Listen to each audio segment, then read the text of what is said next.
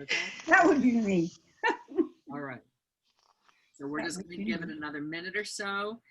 Thank you to those of you who have joined. We're just going to give it another minute or so, see if we can gather a few more folks.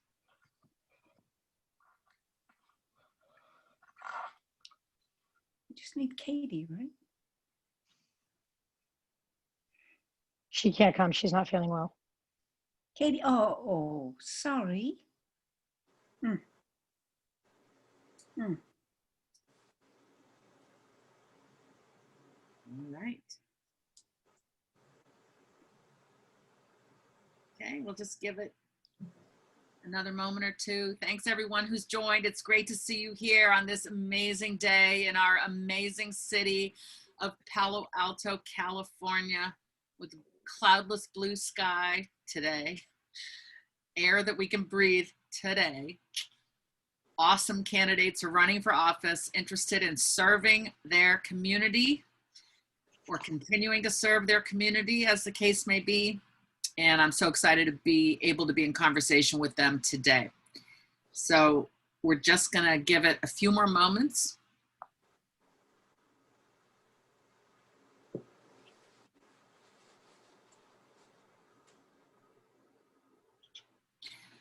All right, we're gonna get started. Welcome to If Not Now, When? A conversation with Palo Alto's progressive candidates for City Council and School Board. I'm Julie Lythcott-Haims. I'm the host of this event. I'm delighted to be joined by my amazing mother, Jeannie Lythcott, from whom you will hear in just a moment. I want to acknowledge right off the bat that the very title of this event, If Not Now, When, comes from a slogan one of our candidates has been using. Raven Malone, who's running for City Council, uses this event as part of her messaging. She graciously allowed us to use it. So thank you for that, Raven. Joining Raven here as fellow City Council candidates are Stephen Lee and Cari Templeton. And then we have awesome school board candidates here as well. Jennifer DiBrienza, Jesse Ladomirak, and we were supposed to have Katie Causey with us. She's an awesome candidate. She's feeling terribly under the weather today, so she's not here. But we will encourage you now, as we will encourage you at the end. These are the 6 candidates who are the progressives running for office for City Council or School Board in our city of Palo Alto. And even though Katie's not here, we want you to know her name too. Yeah. So the purpose of the event is this. I'm sitting here as a liberal, Democrat, lefty, leftist, progressive. I'm not quite sure what I am, but I'll tell you what, I know what I am not, okay? And I found myself thinking, there are all these offices to vote for, right? I know who I'm gonna vote for at the top of the ticket, you know, for president. I know these things, but local stuff matters so much. I live in the part of Palo Alto where we failed to build affordable housing and instead build housing for rich people. And right next to that unaffordable housing on Maybell Avenue is a park where a Black man playing steel drums was approached by a white man who thought his music was too loud in my town. So I find myself thinking, what the heck, Palo Alto? We are better than this. I'm one of those yes in my backyard people. And I found myself thinking, how can we shore up and strengthen the commitment and resolve, the heart, the actions, the activation energy of all of us who know what we believe and want to support the right candidates and the right policies? I said to myself, what if we had an event that wasn't, you know, a debate for the school board candidates or a debate for the city council candidates, but rather that said, who are we? Palo Alto progressives. What does it actually mean to be a progressive? What do we believe in that animates the brain and heart of these 6 people featured today to decide, I'm gonna run for office. I'm gonna take my spare time and run for office to serve my city or to serve the school district in my city. So that's the thought behind this event. And I was delighted when the 6 candidates I had in mind said, heck yes, I'm in. So here we are. And we're delighted that so many of you are joining us here today to be a part of this conversation. I want to acknowledge that here in Palo Alto, California, we sit on the land of the Ramaytush Ohlone people. We call it Palo Alto today, but let us acknowledge whose land we are on. The why of this event, as I've pitched it to the candidates, is it's not about what you're running for. Yes, the fact that you three are running for city council and you three are running for school board, that matters. And we will all check those boxes, I hope. But today isn't about what you're running for as much as what do you stand for?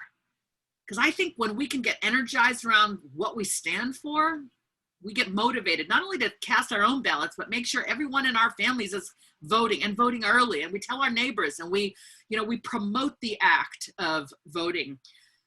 I'm going to turn now to my amazing mother, who is very active in the League of Women Voters, whose slogan is democracy is not a spectator sport, okay? Democracy takes our participation, requires our participation. So I've asked my mom to just start us off with some stories. My mother's this 81-year-old woman, originally from England. And now she's here, she lives in Palo Alto. And I just want to turn to her as an elder in our community, certainly as somebody I revere, for her thoughts on what she's seen progressive governments do. Mom, take it away. Good afternoon, everybody. I'm glad to be here. I'm delighted to be with you 6 political activists. Thank you for running for elective office. It means so much. I care deeply about what governments do, as well as how they affect the lives of the governed. And I'm going to tell you 3 short stories of governments I've known. I was born in a coal mining village in Yorkshire, northern England, as the Second World War erupted. Before that war was over, the British government made clear that their work was to improve the lives of the poor, hungry, despised northerners, with only coal mines, mills, and factories as a future. How did we know this? They passed laws to 1, make needed medical care available to all on demand with no money down.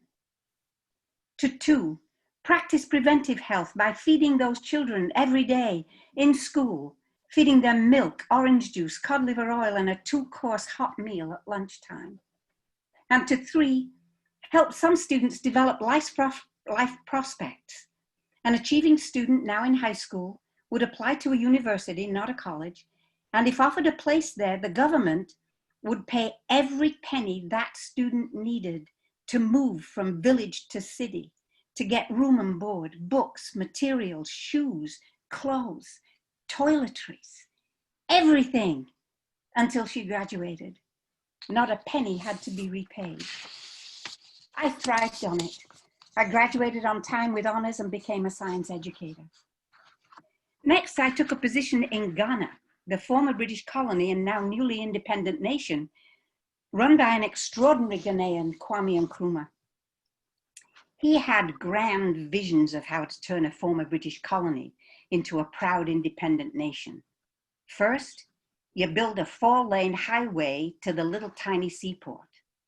Then you change that little tiny seaport into a big ocean-going major seaport. You take care of the cocoa farmers. And you offer lucrative scholarships to 100 brilliant young women every year who were accepted to the accelerated school where I taught to become the nursing force that the new nation needed. Kwame Nkrumah was the de facto government of Ghana, a one-man show for a while. In Ghana, I met and fell in love with and married a Black American physician, Dr. George I. Lythcott, and we moved to Lagos, Nigeria, to the headquarters of the program to eradicate smallpox in the 20 surrounding countries, which he was going to lead.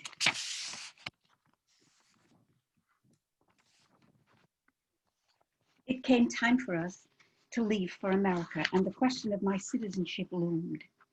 You've heard how indebted I am to the British government who made my life possible. How could I turn my back on it? But the more I studied the governance of, by, and for the people, I felt invited to bring what I had to help this nation become its best self. I became a full citizen in mind and heart in 1968. Enough. Now I'd like to ask each of you a question. I think we're beginning with Raven, right, Julie? Yes. Okay, and the question I would like to ask everybody is... Hold on, before you ask your question, thank you so Yes. much for opening us with those amazing stories. I just know that you've just touched a lot of people by sharing this tiny brief glimpse of who you are and how you became who you are and your values. So thank you for that, Mom. Yes, now take it away. You've got question number one. Question number one, how would a voter know that you are a progressive? Well, first, yes, thank you. Thank you so much, Julia and Jean, for hosting. And Jean, thank you so much for sharing that story. So in my opinion, I guess I would have to go back to what it means to be a progressive. And being a progressive isn't just about moving forward. It's about bringing people with you. It's about making sure that everyone has what they need to thrive. And being progressive means recognizing that the people around you, resident or not, are your community, and that it's collectively your job to make sure that no one gets left behind. And it's about being willing to change your opinion based on new information, and being flexible mentally. Being willing to accept that the way that you saw the world may have not been correct. That's how my dad taught me to live my life. He was always willing to have conversations with me, even as a child, and was willing to take whatever young Raven had to say, my ideas and the way that I saw the world, into consideration, and have serious conversations with me about these things. And he taught me that, seeing the world a little different, questioning my teachings, whether from school or something that an adult taught me or told me, or religion, was okay. And this was really important for me to hear, especially growing up in the South. He taught me to stand up for people, not to leave anyone behind, and that value of mine is what moved me to run for office. I started this campaign sitting at the dining room table with my roommates and my fiance. And after seeing Black and brown people preyed on by our system over and over and over again with little to no real justice, I felt like I had to do something. I knew that enough was enough. I knew that it was time to take action and use my engineering skills to re-engineer solutions to issues that we face today, because I felt like, if not me, who? Who is going to bring all of these unheard people forward, these unheard Palo Altans? And yes, if not now, when? Because some of these issues are literally life and death, and people are taking a little too long to make decisions. And was I willing to wait another 2 years for the chance to run again and, possibly allow more lives to be lost? So if not now, when? So when will we truly embody our values, our labels as progressive? When will we bring justice and security to those who need it? So that's how people should know that I'm progressive, because I acknowledge right from wrong. And I acknowledge being okay with questioning something, even if it's outside of the norm. And I'm progressive because I never stop asking what I can do to bring us all forward together. Thank you so much for that question. Okay, I think I'm up next, yes? Thanks, I'm Jennifer DiBrienza. And I love that Raven mentioned her dad, because when people ask me who I am, I find more and more I'm going back to my mom, and I can't help but talk about my mom. I think she was a progressive before any of us really called it that. When I was little, she used to climb into our station wagon and drive into New York City. We lived just outside of the city, to work with the Industrial Areas Foundation on addressing the issue of food deserts in areas of the city. I think that was probably about 40 years before any of us were really talking about food deserts. She'd pile her 4 daughters onto a bus in the dead of night so we can go down to Washington, D.C. and march in the March for Women's Lives in both 1986 and 1989. She was a progressive, and I am my mother's daughter. I think that there are lots of different ways that you can speak up and advocate. You can protest and march and be an activist, and you can work within a system on a board or a council. So I have a lifelong history of that activism in general, but over the past 4 years, I've focused much of that work on our school system. I think as a progressive, I see all that is good about our city and our school district, but I also see the work that is yet to be done. I think that's what part of what makes a progressive is sort of holding both of those truths at the same time. A progressive is someone who recognizes the inequities and dedicates themselves to making us a more equitable place. And it doesn't mean that there's nothing great about the place. It's just both are true. I think it's being open to new info and willing to listen to the lived experiences of the people in your community to find ways to better serve all members of the community. So that is something that I have been trying to do for the past 4 years. And I look really forward to having more of those progressives on the board with me in the next 4 years so we can get that work done. Thanks, Jen. So I think I'm next. So thank you so much for having me, and I'm so proud to be running with this amazing group of candidates. So how do people know that I'm progressive? Well, first of all, I self-identify as such. It's all over my lawn signs. I mention it at every town hall and every debate. But more fundamental than that, it's part of my vision for Palo Alto. You know, I'm running because I believe Palo Altans deserve a council that uses local government as an instrument of good, where we build a community that is a great place to raise a family, no matter who you are, where you work, or what your particular needs are, where we pool our collective voices and our power to ensure that no one gets taken advantage of, that no one gets left behind, where we're not satisfied with merely with what just works for the majority or those with privilege, but a community that strives to live by the mantra that we are only as strong as those least amongst us. You know I'm a progressive because I understand and acknowledge my own privilege and use my privilege to fight for and advocate for those who don't, who understand that while things are better today, that we don't live in some fantasy post-racial world, that racism and inequality still exists, just in different forms. And people know that I'm a progressive by looking at my work. You know, as a human relations commissioner, I've worked on behalf of underserved and underrepresented communities, even when it wasn't popular to do so, even when it meant that the establishment retaliates against those pushes for progress by either removing your seat or trying to prevent me and others from speaking out to the press or publicly. People know I'm progressive because I've advocated and thought about these issues for quite a while. I've actually served on 3 human relations commissions, 9 commissions since I was 15. You know, I came of age in the post 9/11 world. I was in 8th grade US history class when 9/11 happened. And so seeing how we treated our Muslim American citizens post 9/11 while learning about our country's values and our Constitution had an indelible mark on my worldview and on my advocacy since then. You know, as a commissioner, I've worked to make our programs and facilities more accessible to people of all abilities. I'm an ally and advocate for our LGBTQ community, never hesitating to call out homophobic behavior or rhetoric, working to ensure that people have more access to resources that they need. You know, I'm a proud feminist and have been fighting and pushing our city to take more action on gender equity, even when current members of our council say that they don't think gender inequality is an issue in our city, or even when mayors say that this is not something that they want to focus on. People know I'm progressive because I acknowledge that these are issues even here at the local level, and I'm willing to stake my you know, reputation and my public service to work on these issues. And people know that I'm progressive because I bring a sense of urgency and a sense of indignation to actually want to move forward on these issues, not accepting that incremental or delayed change is enough. It's acknowledging that the longer we wait, the longer people are suffering, and the longer that, you know, we're just not seeing the change we need to see.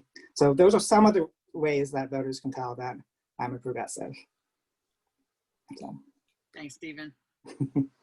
All right, I think I'm up next. Hi, everybody, and thank you so much, Julie and Jeannie, for hosting us here. And it's great to have this opportunity to reach out to like-minded folks. I'm Cari Templeton, and I'm running for Palo Alto City Council to make the promise of Palo Alto available to everyone in our community. And I always start off with that just to let you know kind of the direction I want to go. I grew up in a working class family. My grandma worked making baseball bats at the Louisville Slugger factory. And my dad had a machine shop, but I wasn't really active in politics until I had this amazing experience living abroad. Before I came to Palo Alto 15 years ago, I lived in Germany for a few years, and I got to experience what it was like to have great bike infrastructure and incredible world-class environmental protections, great healthcare, and almost free university. So I definitely resonate with what Jeannie was talking about. And now that I'm here, I've been really working to build up the progressive movement on every possible level. I've been working within the party at the state and county level to elevate progressive policies and to support progressive candidates, including founding a local progressive club and serving on the board of the California Democratic Party's Progressive Caucus. I have a long track record of volunteering and working for progressive causes like Medicare for All and housing justice. I've also volunteered with other local nonpartisan organizations, the League of Women Voters, which is really about empowering voters, Close the Gap, which is about trying to elect more women to the state legislature, and NARAL, which is focusing on protecting women's rights, including bodily autonomy. I've also volunteered my services when I'm not running for office to help design candidates design logos for candidates throughout the state. And that's been very rewarding because sometimes those graphic costs can be pretty expensive. So helping them create an identity has been really fun for me and very rewarding. I also played a large part in the primary. I worked on the Bernie Sanders campaign and was recognized and acknowledged for that work. We won the county by 100,000 votes. And as a result, I became a delegate for Bernie Sanders to the National Convention, which was really amazing. And much to my surprise and joy, he also just endorsed our campaign, which is really sweet and an amazing recognition of our work. In my campaign, I'm focusing on healthcare and wellness in our community, focusing on Green New Deal and climate action, and modernizing our city government to have more diversity, equity, and inclusion in our programs. So those are the ways that I think I've expressed my progressiveness, and I appreciate being able to share that with you. Thank you. Last but not least. I think I'm next. My name is Jesse Ladomirak, and I want to thank Julie and Jeannie so much for hosting us today, this afternoon. Thank you. So I'm a mother of 4 kids and a small business owner. And in my spare time when I am not running for school board, I am also a fiction writer. And there's a major tenet of fiction, which is show, don't tell. And I kept thinking of this when I was sitting down to write this intro. I think voters are going to know we're progressive not by what we say, but by what we have done. Have we lived our progressive values? And there are different ways to live these values. When I was at Yale, I had a friend who was always protesting for various causes. And one weekend he tried to get me to go to New York with him to protest the WTO. And I was curious about what the outcome was that he wanted. And he said to me, he said, Jesse, it's the job of people like me to yell and scream and bring attention to the problems. And it's the job of people like you to figure out how to fix the problems. And he was absolutely right. I have always just wanted to do the work. Since high school, I knew my career would be in the space of racial and economic equity. At Yale, I volunteered in a shelter for pregnant women and worked both full and part-time in an enrichment program serving inner city youth. After graduating, I coordinated a Head Start program in rural Pennsylvania before going to law school. In my late 20s, life suddenly took a left turn, And I ended up as general manager and CFO of a remodeling company that I own with my husband. So I shifted my focus to proving that in an industry that treats people as disposable, we could find success by taking the opposite approach. We have done so by investing in our employees and offering compensation and benefits that enable our painters and carpenters to support their families in the Bay Area. As a PAUSD parent, I have served on PAUSD's Equity Committee, provided academic support to low-income children at the Opportunity Center, and volunteered for 6 years in classrooms throughout the Ravenswood City School District. I'm running for school board for the same reason I have done everything else, because still too often systemic racism and poverty threaten the boundless capacity of our children. Educational inequity is a structural problem in PAUSD, and it is embedded in the culture and climate of our schools. We have to envision it and treat it as such in order to begin to change it. So that is the work I want to do now. That's why I'm running. Well, I'm ready. I'm fired up. I think everyone on this call is fired up. There are 67 participants. Some of them I think are us right here, but wow, this is just fantastic. Let's keep going. Now, I want to acknowledge that we had a bit of a time template in place for this thing, which I was the first to violate by being too long in my introduction. So with apologies to my fellow panelists, we need, because I set the tone for going a little long. Some of you did stick to the time, which I appreciate. Some of you followed me and went long, and I get that. But going forward, I'm going to remind us at the start, just so we can get through everything, how many seconds we're supposed to adhere to, all right? Here comes question number 2. Let's talk about who lives and works in Palo Alto.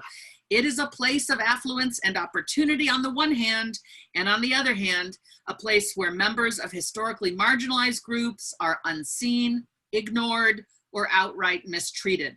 What are we going to do about it, whether in our schools or in our community? And Jen, you are the first to go, and this is a question that wants a 90-second response. Okay, I'll try to stick with that, but I have a lot to say about this question. I love it. There are just so many answers to it.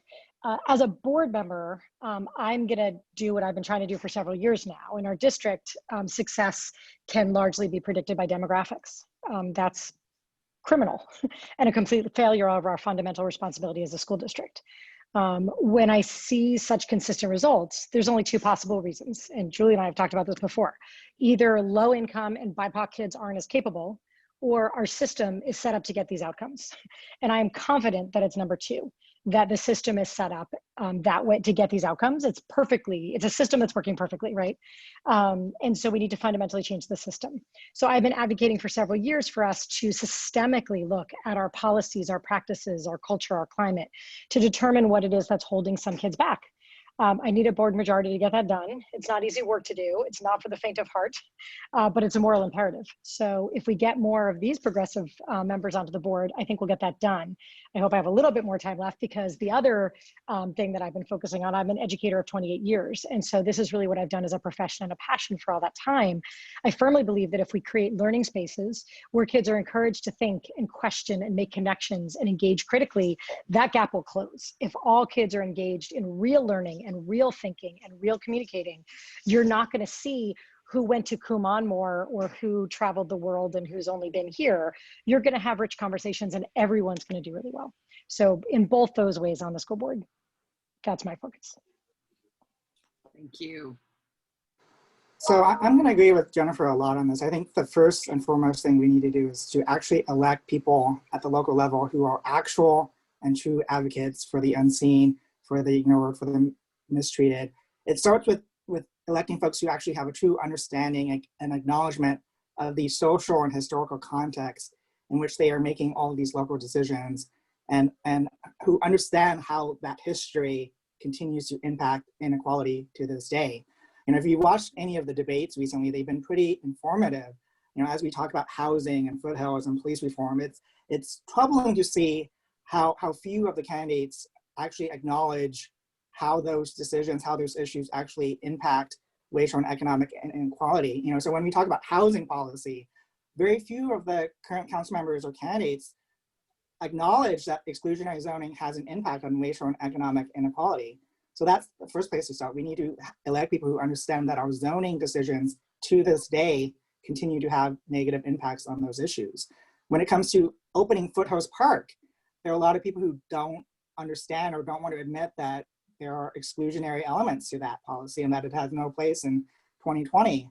And on police reform, time and time again, we hear council members and candidates who say that they are proud of our police department, who believe that it's only a matter of a few bad apples, which really bugs the F out of me.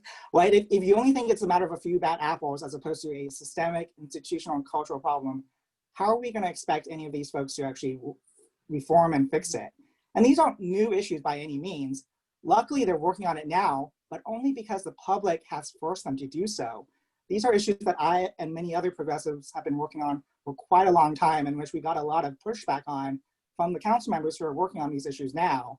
So first and foremost, we need to start with that. People who understand the social and historical context, who are willing to confront and have uncomfortable conversations around these things and actually vote for the kinds of policy changes we need to address them, and who won't just say that they support them, but then vote differently. Thanks, Stephen. All right, Stephen covered it very well. So I'm not going to address that part. I'm going to go on to how candidates will govern once they're on the dais. So it is definitely important to elect people who can work together. We do have councils and not individuals, so we do need to have a functioning group of people, and hopefully a majority, in order to get some of our ideas through council. So the other aspect is you need to look for people that can empathize with people who are different from them. So I look at right now, we're really good in Palo Alto of getting folks elected who can empathize with those who are like them.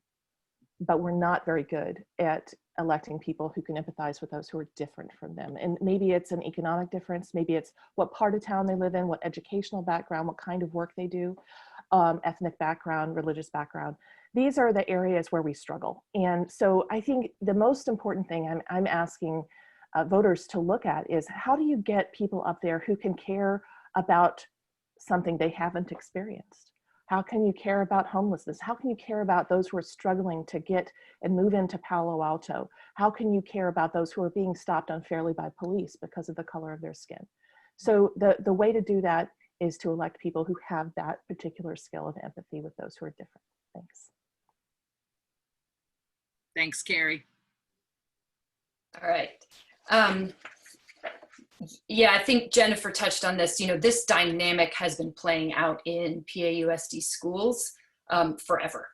The opportunity gap is studied and workshopped and lamented, but you know, year after year, decade after decade, we continue to fail the same groups of kids. Our most recent CAST results, once again, showed wide disparities in achievement between Black and Latino children and their white and Asian peers, disparities that persisted even when comparing kids in the same economic status. So what are we going to do about it? I am a builder, so if you will forgive me a building analogy, I think of the foundation of education as the culture and climate of our schools. On top of this, we build supports like tutoring and classroom interventions, and these supports are critical and they must continue. But by themselves, they are not enough, because you can build a strong as an ox house, but if your foundation is unstable, your house is going to be unstable. We have to stabilize our foundation. I am thrilled that PAUSD has elevated equity to the assistant superintendent position, but we cannot expect one person or one program or one department to fix systemic problems on their own. Changing culture and climate is like bending iron. It requires firm, steady pressure. And I think Jennifer and Katie and I hope that if we get a majority on the board in November, then we can be that firm, steady pressure. You know, my ultimate goal, I will say, is a comprehensive structural roadmap to direct us towards educational justice. The key to me is getting experts involved to help us, because I think it would be irresponsible of us to trust PAUSD to come up with this roadmap on our own, given, you know, half a century of failing to do so. Thank you, Jesse. Raven. Yes, thank you. So there's a huge difference between who works here and who lives here in Palo Alto. And we need more affordability and more housing in our backyard. We can't say that we want essential workers to be here, but they can't live in this area, and no, not over there. And we need to make Palo Alto a place where everyone feels welcome. And we can't do that if we're not making Palo Alto a place that the teachers, the firefighters, the police officers, the essential workers who really make the city thrive, the students who leave for college and can't move back because they can't afford it, and the senior citizens who have raised generations of Palo Altans, and then when they retire, they have no place to go. If we're not making space for them, we're doing it wrong.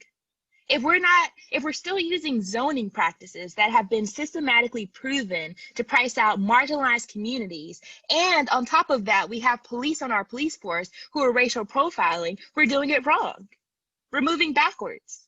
And we need to create policies that fix this, that make this right, and that welcome all walks of life in Palo Alto, no matter your demographic, no matter your financial status, no matter your background, your race, your ethnicity. That's how we fix this. Thank you. Thanks, Raven. Thanks, everybody. Okay, we're moving on to the third question. This one's on you, Mom.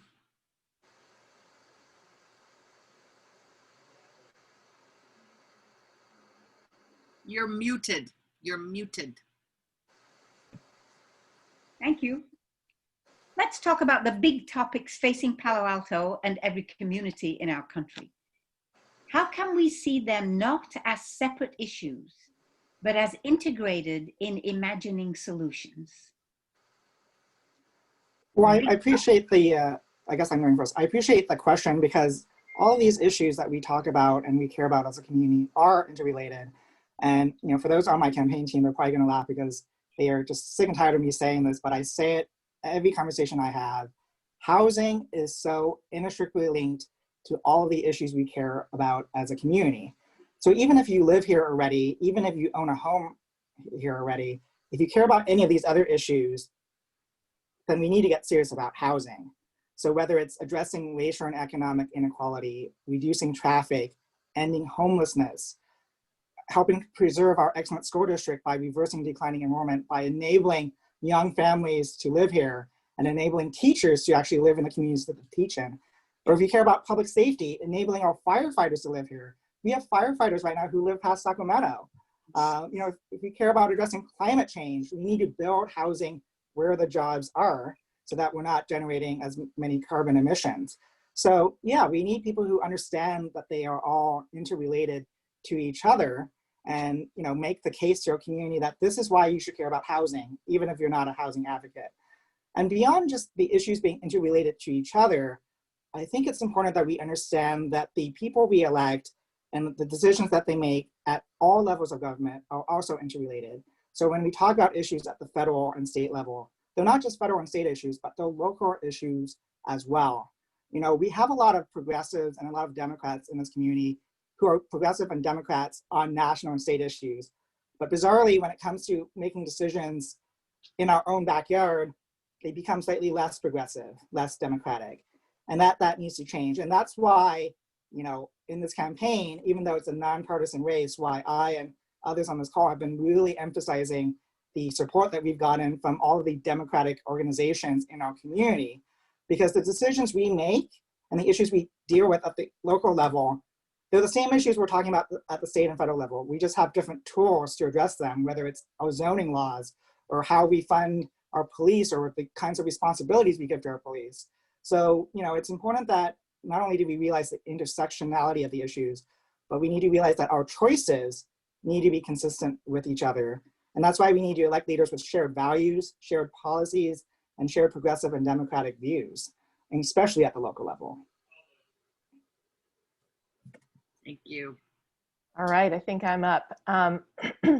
This is a great question, and it's really important to understand. And I appreciate you asking because it hasn't really come up in the debates that we've had, the forums we've had, or the press coverage we've had of this particular campaign. So at the risk of sounding repetitive, these things are definitely interlinked. And we've seen a demonstration of this through COVID. COVID has really clarified the interconnection on these issues. For example, maybe you've lost your job, your small business that you worked at has gone out of business. Well, then you've lost your health care and you're at risk of losing your home. And we've been able to kick that can down the road for a few months at a time over the course of this pandemic, but it's been looming and it's causing a lot of stress. And that is a mental health issue. That is a physical health issue. We're seeing deaths in our community related to this, and it's all tied together. And if you, for example, had needed to downsize your home in Palo Alto because of economic reasons, where are you going to go? We don't have the options of housing that other communities have, and that puts additional pressure on people, because then you might be losing not just your job, but your child's school program, your neighbors, your community. And those are all things we need in order to survive the pandemic. So for me, I think it's really brought it into sharp relief, and I'm hoping the voters will see how tied together the things are.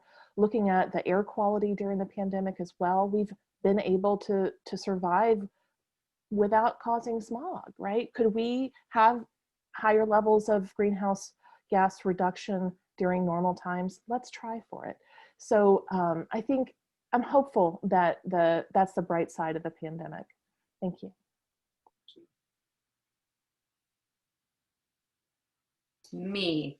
To me, all of these issues really come together into the idea of justice. And what does a truly just community look like? And if creating a just community is our goal, our true north, then any solutions we come up with will necessarily touch on and integrate all of these big topics. For example, I talk a lot in my campaign about educational justice. So what does that look like? Well, first, it looks like a child's race and demographics do not determine their academic achievement. Well, how do we make that happen? So we know unstable housing negatively impacts learning outcomes. We know unstable access to technology negatively impacts learning outcomes. So does systemic racism, which is embedded in the culture and climate of our schools. So, PAUSD can theoretically work on the culture and climate part. We haven't done so far, but theoretically we can. Policing. So SROs are part of our culture and climate. They're not police exactly, except they kind of are, because they're commissioned and they're armed and they're in our schools. We can work on the technology access part, sort of. We can provide devices and hotspots. We can't directly impact housing, but housing directly impacts our students, and therefore our ability to move the needle on educational justice is undermined. And analogously, city council can directly impact housing and policing and climate change, but not so much the culture and climate of our schools. So my point is, council and the school district are both doing work that touches on these issues. And we're not operating in a vacuum. Our decisions and our policies together are creating the community that our children are growing up in.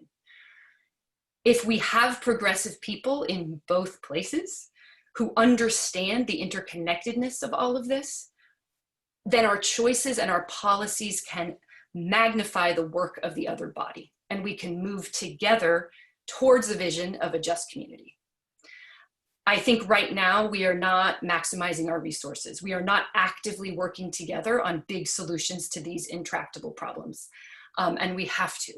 And I hope that if, a bunch of us here today are elected in November, that we have some of that will together to figure out how we can work and magnify the change that we're all trying to make. Thanks, Jesse. So it's my turn next, right? Yeah. Yes. Okay.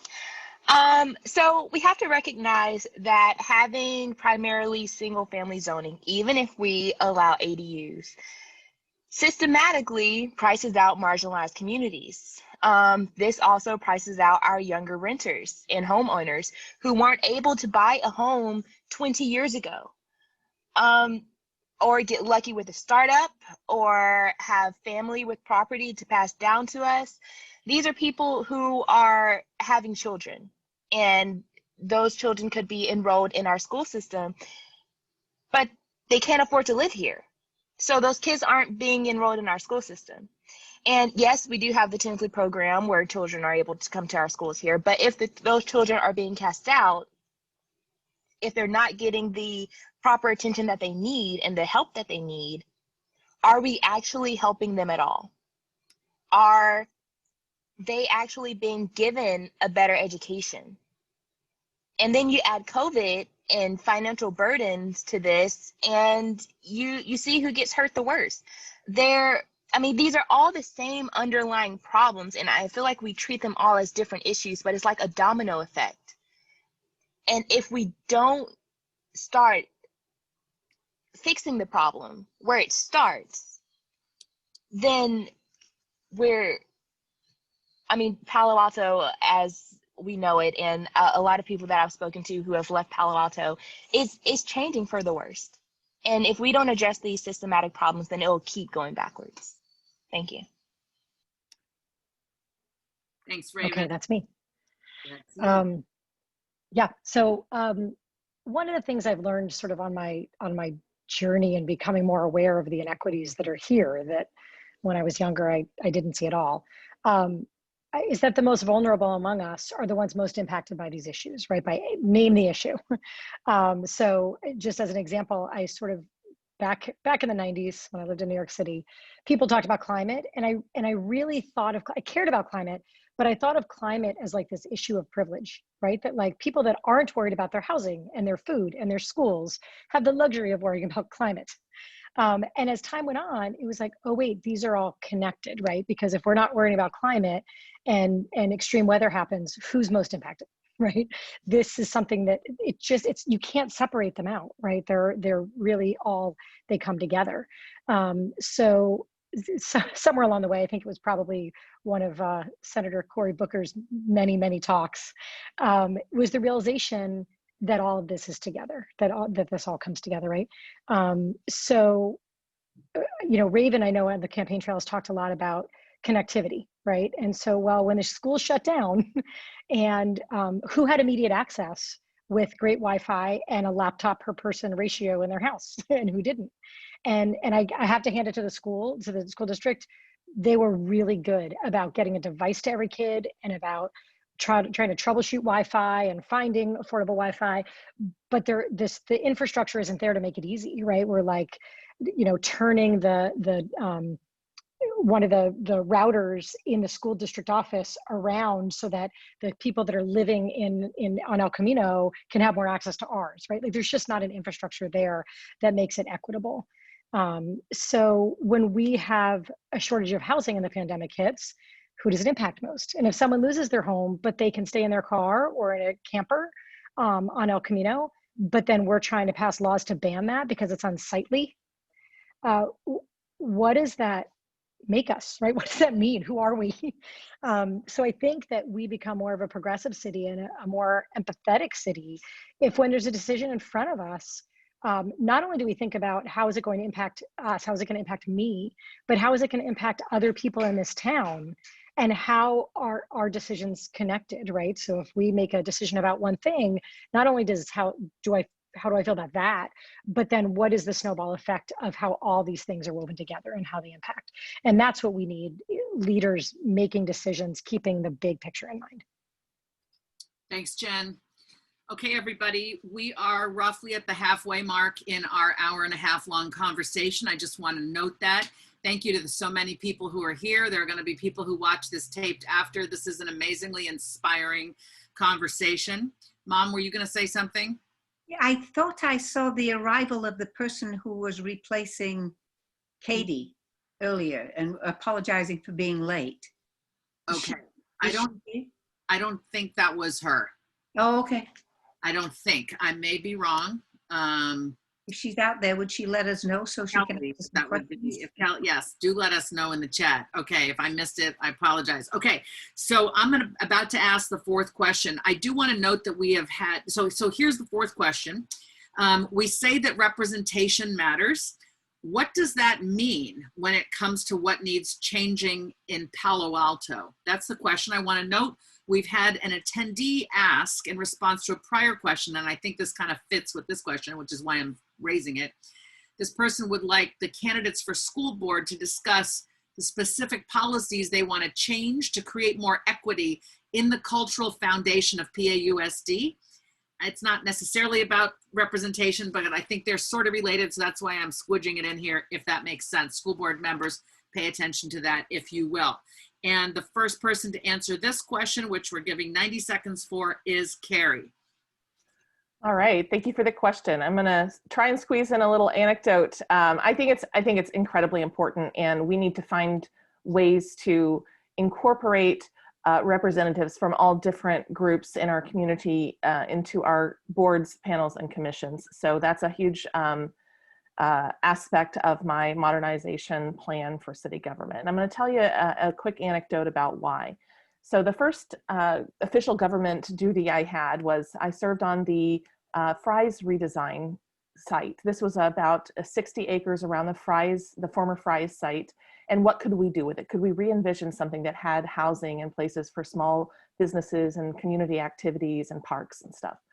And on this particular group, which was appointed by City Council, we were listening to the folks tell us about the contractors for city telling us about how Ventura is not different than any other part of Palo Alto. And I looked around the room and I thought, I'm going to wait because I want one of our Black members to speak about this, because I know I used to live in Ventura. This is a place where more Black people live in terms of density than any other neighborhood in Palo Alto. And I looked around and there wasn't a Black community member on this panel to speak up. And so I did, and I said, you know, I'm sorry, there's 3% of this neighborhood is Black versus 1% of the remainder of Palo Alto. This is very different and extremely important to acknowledge. And that was important for me. I know I've gone over time, so I'm going to stop there, but this is why we need to really understand the diversity aspect when appointing boards and commissions. Thank you. So it took a lot of convincing by a big group of people to get me to run for school board. And one of the primary reasons I did not want to run is because I felt, and I still feel, like we need a Black, Latino, or Indigenous person on the board. We already have Jennifer fighting for educational equity, for structural and systemic change. Sorry. I don't know where that's coming from. That's not my phone. Anyways, we already have Jennifer fighting for structural and systemic change. Do we really need another 40-something white woman? You know, I care about these issues as much as anyone on the planet, but I am bringing a perspective that is defined by my own unique life experience. If I win, then in the next election, I really want to find someone who can throw my name recognition and hopefully some political goodwill behind to get elected, because representation really matters. It's sort of like do as I say, not as I do, right? A few years ago, we took our kids to DC and we were at the Air and Space Museum, and we were watching one of those IMAX movies, and it was about a mission to send astronauts to Mars, I think. And one of the featured astronauts was a woman. And my youngest daughter, she was 7 at the time, she turned to me and she said, "Who is she?" And I said, "She's the astronaut. She's going to go to Mars." And my daughter's eyes got like gigantic. And she said, "Wait, girls can be astronauts?" And I literally could not believe it. I was like, my daughter, growing up in my house, how could she possibly think there are any jobs that women cannot do? But think about it, right? Every book or movie or story or visual you've seen of an astronaut, they're all men. So we can tell kids that they can be anything they want to be. But if they don't see people that looks like them, that is sending an even more powerful message. So go to the specific question of PAUSD. You know, for me, like the #1 priority has to be increasing the diversity of our teachers. It is unconscionable right now what our workforce looks like. I think if we don't want schools to be a white space, then they can't look like a white space. So that's just got to be #1 when it comes to equity for me. Thank you. I think that Jesse really hit it on the mark. I'm going to set a timer to limit myself because I'll ramble about this. But representation really matters, especially growing up Black in the South. It's like all of the spaces that were positions of power were primarily filled with white men. And because of that, when it came time for me to decide my career, I didn't know what I wanted to do or who I wanted to be. And it didn't feel like, even though my parents were teaching me that, you know, the sky's the limit, you can be whatever you want to be, I wasn't seeing myself in those spaces. So it's hard to imagine, how do I break down the barriers to put myself there if no one else has done it before? And even during my run of city council, some people said, oh, I didn't know that a Black person was running. And it was like such a shocking thing to them. And then they were like, wait, have we ever had a Black person on council before? Which we have. We've had Black people on council before, but it's been so long, a lot of people don't know that we did. And it's just important, especially when you're dealing with a city that already has some communities who are smaller communities and take up a much smaller percentage of the population.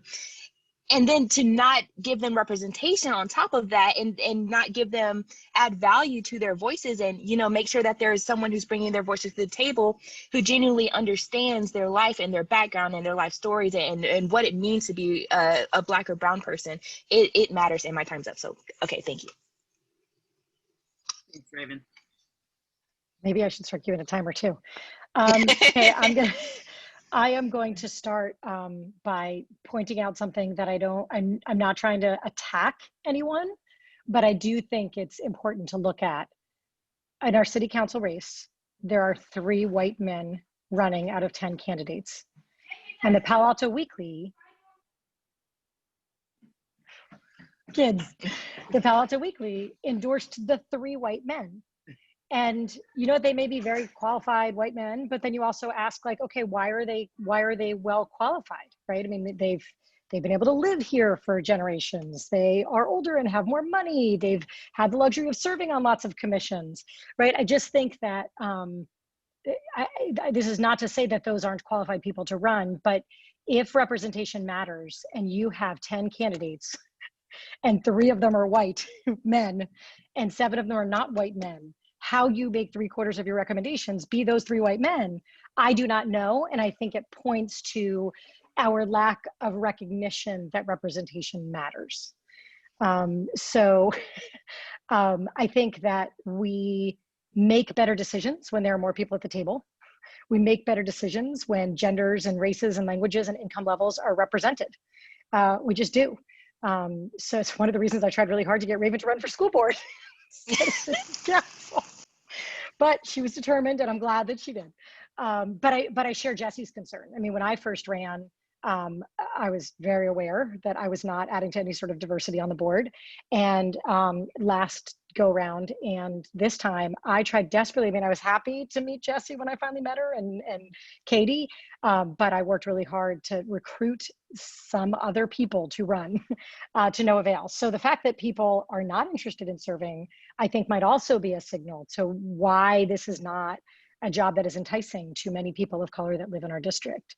Also, there is the income. And I know that there's one candidate I've heard talk about it, but the question of whether or not council members and board members should be paid a salary is a very important one, because on the school board, all we have are people who are pretty, let's say, comfortable. You might say independently wealthy, but certainly people, I mean, I am an educator who has a PhD in education. I can make $1,500 a day working.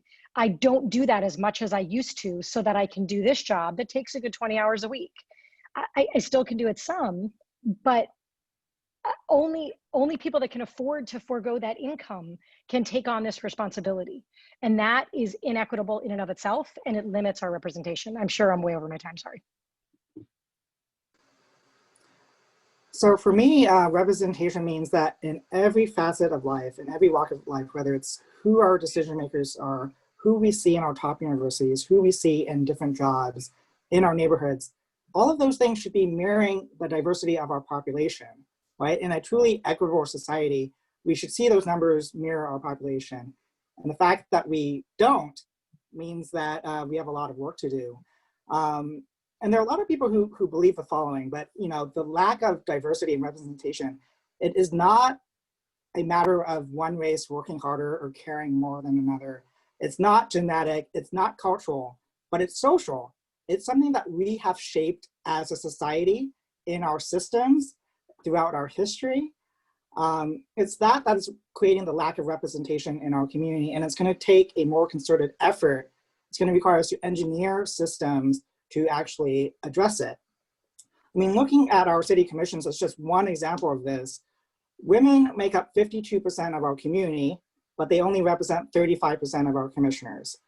Minorities represent more than 33% of our community, but only represent 15%. Millennials represent 30% of our voting population, but only 10% of our commissioners. And even on my Human Relations Commission, a commission designed to address inequality, there are people who don't believe that representation matters, even in Palo Alto, even in 2020. So we need to start there and acknowledge that representation does matter. And when folks insist that, oh, we just need neutral people who are qualified and we just merely do a merit-based system, all of those words fail to acknowledge our history and all of the systems and sociological things that make it more difficult for us to actually see the representation in our community. And on this ballot, other than the 6 of us, Prop 16 is another good example of an opportunity we have to address the inequalities in our community and in our state. But we continue to see people who don't quite get it. They don't quite get it. They think it's going to harm diversity, that it should just be a merit-based system. So we need to work with those people and really help them understand the context in which all of these decisions are being made. And we need to make a more concerted effort to work on the pipeline to make sure that we are training and mentoring the next generation, encouraging people to apply and to step up for these leadership positions, even when they don't feel ready or even when they don't feel like they have the right experience. We're all sort of, as a man, we're all sort of faking it until we make it, right? But minorities and women, I know, they often don't feel like they're ready, but we need to let them know that if you're passionate about these issues and the right values, then you can do it. And we need to address systemic barriers that prevent people from participating. Prior to COVID, I was looking at ways that we could provide childcare as a city so that people with families could actually show up and engage in all of the community discussions we were having in our community, because we know that the people who show up only represent a small segment of our community. They tend to be older, of a particular gender, and of a particular race. And so as elected officials, if we're trying to make decisions based on only those who show up, we're going to make the wrong decisions.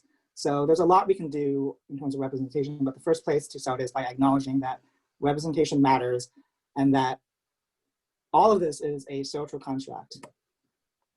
So. Over to you, Mom. Yes, I'm so glad to be here, folks. I just need for you to know that. Okay, 5th question. We live in a time of civil discourse and disharmony. Why does this matter? And what can we do about it?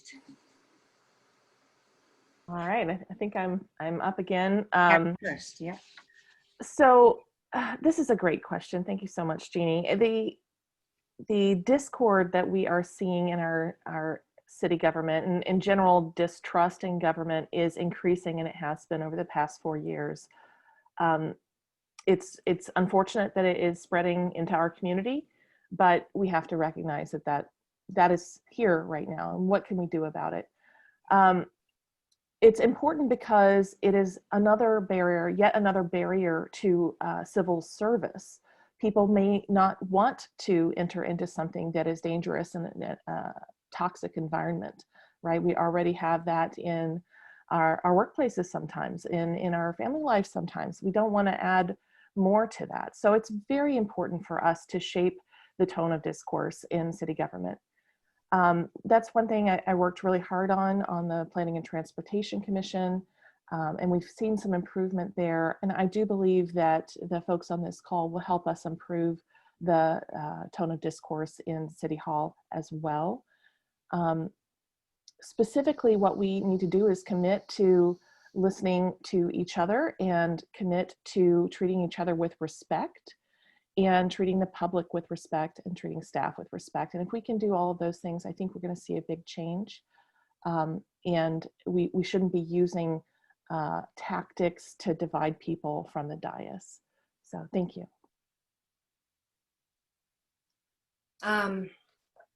So, this matters because when we stop being able to talk to each other, then we stop seeing each other as full human beings. And when you don't see someone as a full, complex human being, then you don't fully value them. And we stop trusting each other, and we stop learning from each other. So what can we do about it? I think we need to talk more, not less. I think we need to create opportunities for people to come together and discover commonalities.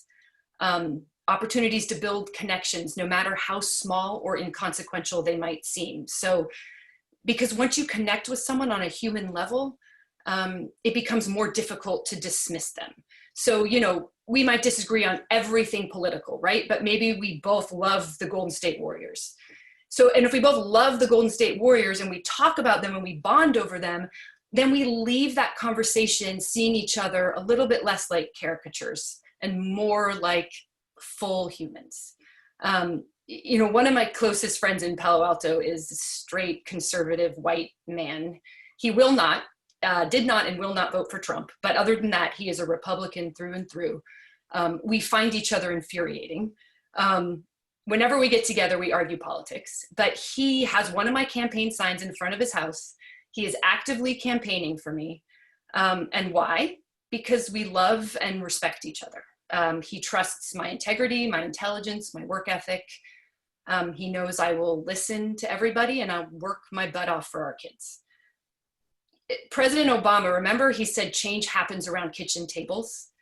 I really would like to see us in Palo Alto create more of those kitchen table opportunities. I see this as a great place where the city and the school district can partner. Maybe create some form of regular community forum to facilitate conversations about difficult issues. Maybe even facilitated by like professional mediators. I would really love to come up with a way to get our community talking. We've talked at the school board about, mandatory anti-racism training for teachers and staff, curriculum for our students, but most of our kids spend most of their time not at school. And also kids really aren't the problem, right? Adults are the problem.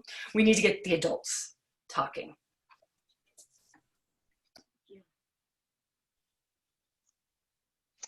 So I think that the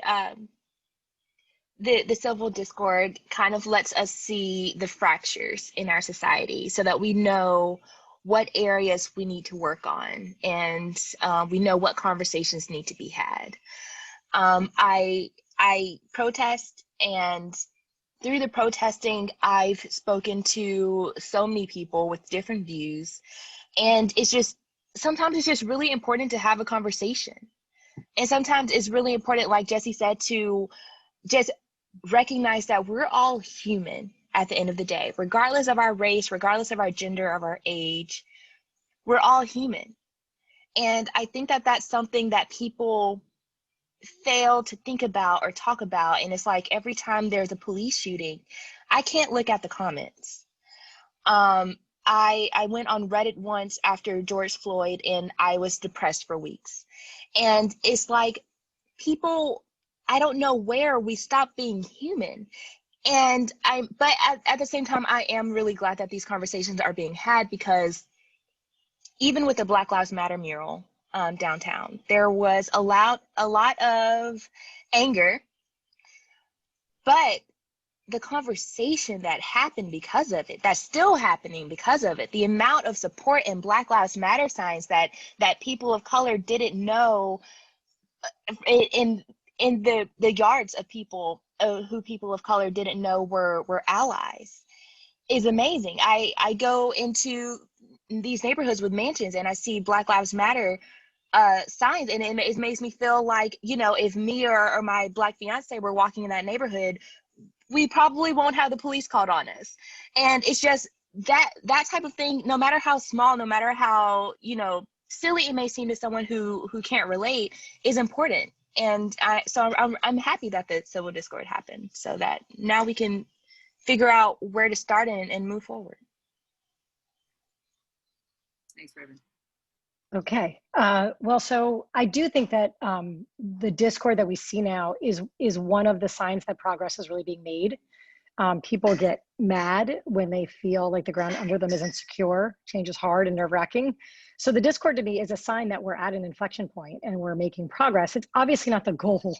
We do not want to be in a place of discord, but I think it is a sign that we are moving the needle maybe for the first time in a very long time. We need to talk to each other more and we need to listen. I think this is the missing part. Whenever we say we want to bring people together, people come and they want to air their grievances and they want to put out how they feel wronged and they want to tell you what they don't like about what's happening. But then the next part of listening to other people's lived experiences and listening to how other people are functioning in this city, that part doesn't happen. People spew and leave. And so I think really talking and listening is the first really important part. So I know we're running low on time, so I'm not going to take. Yeah, I want us to be able to have very passionate, vigorous, and yes, at times uncomfortable discussions. I believe we can disagree without being disagreeable. But in our city and in our community, we have a culture where if you disagree or you speak out, even if you do it politely, you're frowned upon, you're called impolite or not a team player. You know, I want us to be like the Supreme Court. You know, Justice Ginsburg and Justice Scalia, they were on polar opposite sides of the political spectrum and they called each other out very vigorously in their written opinions, but they still got along on a personal level. They all showed up to do the work. They went to the opera together and they were the best of friends. You know, there are progressives out there who tend to disengage or defriend those who disagree with them, people who are Trump supporters or XYZ. I'm not that kind of progressive. I'm the kind of person who wants to listen and work with and engage with those, even those I strongly disagree with. You know, half my Facebook and Instagram feeds are farmers in the Midwest who are Trump supporters. And they're folks that I've worked with and served in my last startup. And a lot of the things that they say are disturbing to me, but the minute we stop engaging, stop listening, is the moment that we stop making progress as a society. And I think, you know, we should never be afraid of having discussions or making decisions which are labeled as divisive or controversial. I mean, I agree with Jennifer on this. You know, that's how we know that we are making true progress. You know, and so we shouldn't be lured into the sense of, oh, we need to find consensus or we only need to do work on things where there's agreement. Sometimes divisiveness and controversy is where we need to go to make progress as a community and as a society. Yeah. Thanks, Stephen. All right, folks, the sixth question. First of all, I want to note that there's some folks with Jerry Schwartz would love to know for city council people if you have specific zoning changes you would make. So see if you can work that in to the remaining questions that are coming. Aram James has asked, is it time to have a thoughtful and powerful discussion about how to implement meaningful equity reparation packages, the R word, as Aram calls it, for African Americans? If any of you want to fold that into your answers, but let's keep going with the questions. For those of us watching, we had a set of pre-made questions, which is why we're not able to just sort of incorporate your questions on the fly, but I'm trying to get some of them in. Here is the next planned question. What would you like it to feel like for any kid to grow up in our town? Where are the natural opportunities to enhance the quality of life here, i.e. the low-hanging fruit? And what would be harder, braver choices that we could make? So the theme of this event is if not now, when? And I would add, if not here, where? There should be no better place for a kid to grow up than Palo Alto. In terms of enhancing quality of life, I mean, our entire city is low-hanging fruit, right? We have excellent schools and libraries and museums and open spaces and playgrounds and parks and bike lanes. And we are so well-resourced and so international with so many proudly progressive citizens, right? If there is anywhere that should be able to create a truly inclusive, multicultural, anti-racist community, you would think it would be us. Yet we continually prove otherwise. When I served on PAUSD's Equity Committee, we hosted a panel of past and current Black students and parents. And one mother spoke about how the job of a school district is to educate the mind, body, and spirit of its students. She said her daughter's mind and body were well educated by PAUSD, but her spirit was crushed. So I want growing up in Palo Alto to feel like the opposite of that for all of our kids. I think the bravest, hardest choice is just to summon the humility to accept that despite our racial and cultural diversity, we are still a white community. And to talk openly and directly about what that means, who benefits and how. What are the concrete consequences and impacts on community members? And what would it take to become truly inclusive? I really believe that the only antidote to systemic racism is daylight. I love the Palo Alto Speaks initiative. And I think I said this already, but if I'm elected, I want to advocate for partnership with the city to facilitate these conversations, to daylight these issues. And get us talking about what a just community looks like.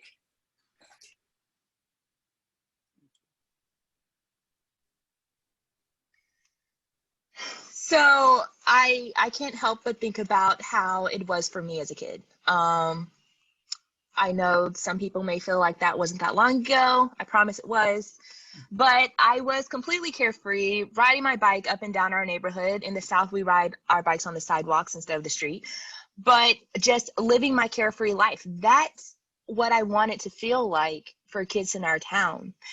And I completely agree that this is the place for kids to be able to be kids. And yet we have kids with so much pressure, whether it be from home, from school, from the expectations of growing up in Silicon Valley. And it's important that we provide space for kids to be kids. I know that we have the library and we have the parks, but where are our bowling alleys? Where are our children community centers? I know there's Cubberley, but there's now the debate over what we're going to do with it and what will it be. We need to make sure that whatever we do, it's something that can be great for our kids. We need more mental health resources for our kids. That's something that I've spoken to many kids in high school and below about who live in Palo Alto. And we also need to make sure that the kids who are children of color aren't being treated different than any other kids, and that we're not allowing them to be harassed by the police, and we're not creating this school to prison pipeline. And I mean, it's happening in our area, and it's important that we also, while we're talking about kids and providing opportunities, that we acknowledge that and stop that as well, while offering them the opportunities and the chances to be kids and be successful. Thank you. Yeah, it's such an important question, and it's very similar to what others have said, right? We've got this great weather and these great parks and these great libraries, so there's great spaces there, although I'd say that the bowling alley of this year is really boba places. That's where all the kids are going. But I think the answer to this is really schools, right? Whether it's the academics or just the experience of being a student in our schools. If we can make that better, the low-hanging fruit, I'm going to try to incorporate one of the questions that was asked much earlier, like what are some of those policies you would change? And the truth is, I don't know that I know a lot of them because I am a wealthy white woman. So I think I'm blind to a bunch of them probably. I think a lot of them we can find out by speaking to our students of color and our low-income students. And a lot of them we can learn by bringing in someone who does this and can point them out for us. But one I can point to is that I think is connected to this question is we have school dances, right? And school dances are so important and there's such a community come together, right? And until recently at our middle schools, if you owed a library fine, you were not welcome to come to the school dance. Well, okay, so we have a population of kids that we already have made feel excluded from the community. And now if they can't afford to pay their library fine, they can't come to this like seminal event that happens in middle school, right? And I think that just perpetuates it, right? And now they feel more like an outsider and it just snowballs through lots of little things. I mean, it's just a small example, but I think it is one. So I think that if we can make our schools, it's the easy and it's the hard somehow. I don't know if that's a cop-out answer, but it should be the easy change we can make. And it is so entrenched and there is such resistance to look at it because we send so many kids to great colleges and, you know, people don't want to mess with what they think is working for their own. So it's the easy and the hard, but I think schools are the answer to that. So for me, you know, I want to make sure that our kids feel like they are represented in our leadership, that they see themselves in their leaders, that they feel that this is a community and city that cares about and actually provides for their needs, regardless of how much money they may have, regardless of what they look like, regardless of what their needs are. I want this to be a community where they feel like our city is listening and acting to their concerns.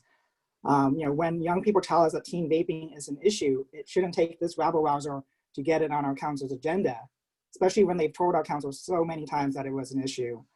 You know, I'm particularly saddened that our special needs and our differently abled community aren't able to use our public pool or access our recreational programming in 2020. Other communities have had much more accessible programs since the 1970s. So we have quite a bit of catch up to do. And I want our kids to actually be able to afford to come back and live here as adults. And that means getting serious about housing and making sure that people of different economic backgrounds are able to afford to come home and raise their families here. Thank you, Stephen. All right.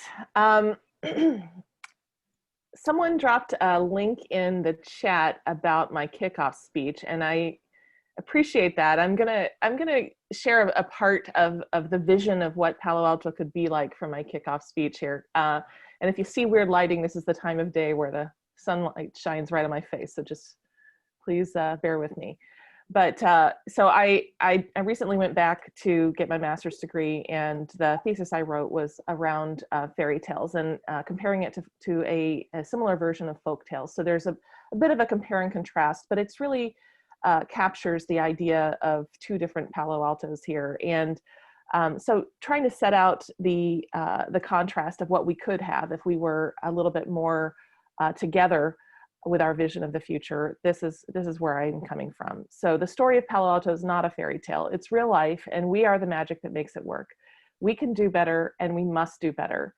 Let's bring together the best of both versions of Palo Alto. We can have the beauty and charm and educational opportunities of Palo Alto alongside justice and dignity for all our residents. We can have our abundant single-family homes alongside homes that students, young families, seniors, teachers, and tech workers.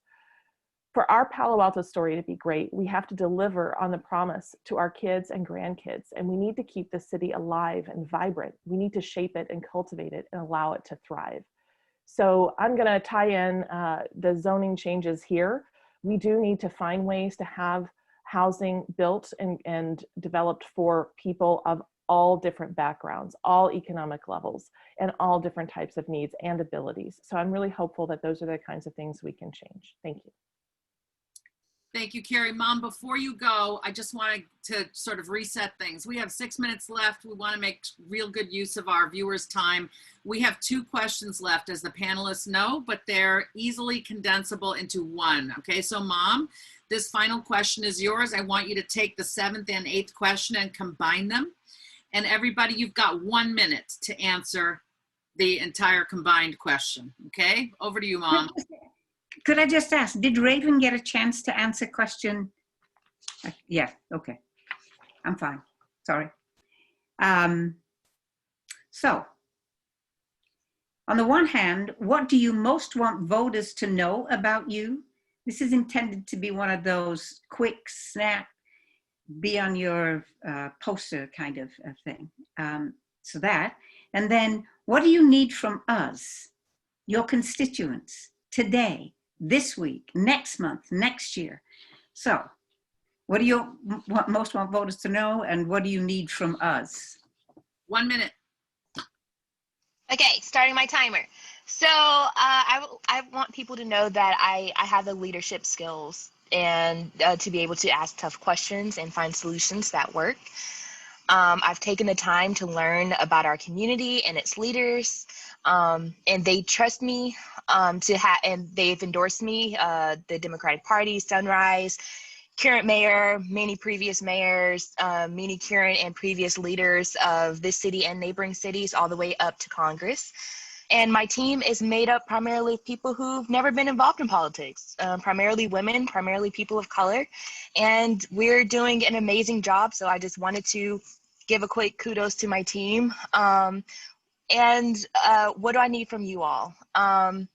First off, we are still looking for volunteers. This is crunch time, so please go to ravenmalone.com/volunteer if you want to volunteer. To make real change, we all have to get involved locally and nationally. And if you have an hour or two, please join us, as well as donations. That would also be great. And as far as if I get elected, please never stop reaching out. Please call me, email me, join my tea time. I need to know the issues in order for me to be able to fix them. Thank you. Okay, sorry, I was answering a question in the Q&A there. So I would say I have served for 4 years. I hope to be able to serve for 4 more years. My intention as a board member, as a teacher, as a college instructor, as a parent of kids in the district, is to serve all kids and to really consider the impact that any decision has on all kids. What I need from you right now is to just take a lawn sign and spread the word. What I need from you after Election Day, assuming I have the privilege of continuing to serve, is to keep showing up. I mean, the way that this change happens is by you all, the community, coming and speaking at the mic for your 3 minutes and say, hey, I heard some board members talking about doing an equity audit. I heard some of them talking about really digging down into the inequities that are going. You have to keep showing up, because my voice alone doesn't do it. And so that's the biggest thing you can do, and convincing your neighbors and your friends and your fellow Palo Altans that these are real issues that need attention and that deserve attention, and we owe it to our kids and our community. Thank you. Yeah, so in closing, I just want to say, you know, I love this town, but I think all of us acknowledge that this community can do better. I believe this town is and aspires to be more progressive than it is. And this November, we have the opportunity to change the course, not only of our country, but of our community for the better. So if you're frustrated with the lack of progress, the lack of progressive values on our city council, please do vote for bold, progressive, and responsive leaders. And all 6 of us on this call, all those kind of leaders. And on the city council side, there were 10 candidates. So it's going to be a very close race. So if you could just take 5 minutes out of your day, every day between now and election, send a text message, send an email to 5 of your friends or neighbors every day. Every vote is going to matter. Every text message you send is going to matter. So let's leave it all on the field and fight for the leaders and for the community that we want. And thank you so much for this opportunity, and I've enjoyed speaking with all of you today. All right, I'll say it one more time. I'm running to make the promise of Palo Alto available to everyone in our community. And this is a really important goal that I think we share on this call. I'm a parent, I'm a program manager. That means I know how to get stuff done, and I know how to do it with whatever's available, whatever resources are available. So I think that's an important skill to bring. I also have a lot of experience. I'm the chair of the Planning and Transportation Commission. And as a program manager, I often worked on turnarounds, and that is what situation we're finding the city in right now. We have lack of revenue, and we have this epidemic to deal with, this pandemic to deal with. So I would say if you want to chip in to help, you could do things like donate. You could host a lawn sign. We have about 10 left. But please tell your friends if you support our campaign and that of everyone on this call, because they will need your help. Not everyone's paying as close of attention. So, and then if you speak foreign languages, Mandarin, Spanish, Filipino, please volunteer at the polls to make sure that everybody can get a chance to vote and get the help they need. Thank you. So I'm going to tell a story, but I have to condense it because I only have 1 minute now. So here's the 2 things you need to know. My younger daughter is Latina, and she thinks Ariana Grande is Latina. I don't know why. So the other night she tells me what she's going to dream about. She's going to dream about being Ariana Grande's sister, and they're going to live in a mansion and have horses. And I'm going to be in the dream too because I'm their mom. And then she says, "No offense, mommy, but you're going to have brown skin like me and Ariana Grande." And I said, "Why would that be offensive?" And she said, "Because I don't want you to think your skin isn't beautiful just because it's not like ours." So why did I tell you this story? Because small victories matter. Every child who believes they are beautiful matters. Every child whose spirit is nurtured rather than crushed by our schools matters. It's so easy to feel defeated by how much work we still have to do. But what I want people to know about me is that I believe hope is more powerful than despair.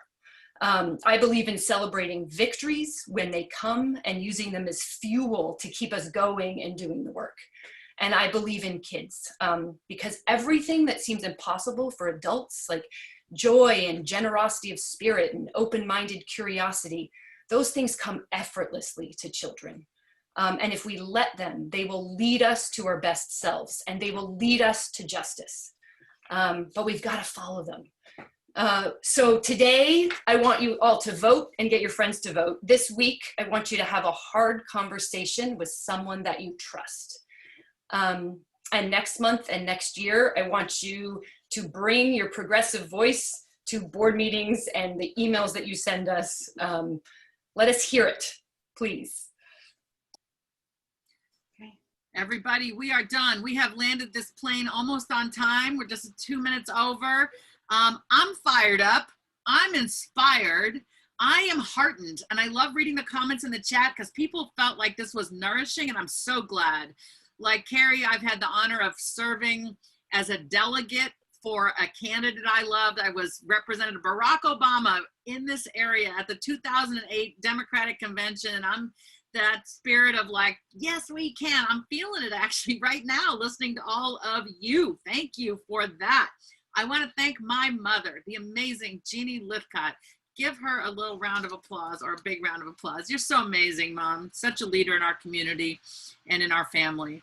I want you to go and mark your ballot if you have not already for Palo Alto City Council, Raven Malone, Stephen Lee, Cari Templeton, and for Palo Alto Unified School District Board, Jennifer DiBrienza, Jesse Ladomirak, and Katie Causey, who meant to be with us today, but is dealing with an illness. Best wishes to Katie. Bounce back soon.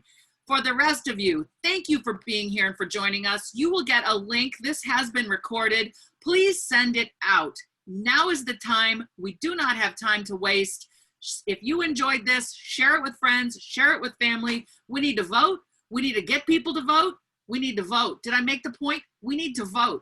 Oh, and after we vote, we're still citizens of this place. We're still residents of this place. We still live here no matter what happens. We still live here. This is our town. So it's not just about voting. It's about the day after and the month after and next year and so on. We're all here invested in this community being even better than it already is. Thank you to everyone for joining us. Let's give the candidates a huge round of applause and a vote of confidence. Keep going. Thank you for serving us.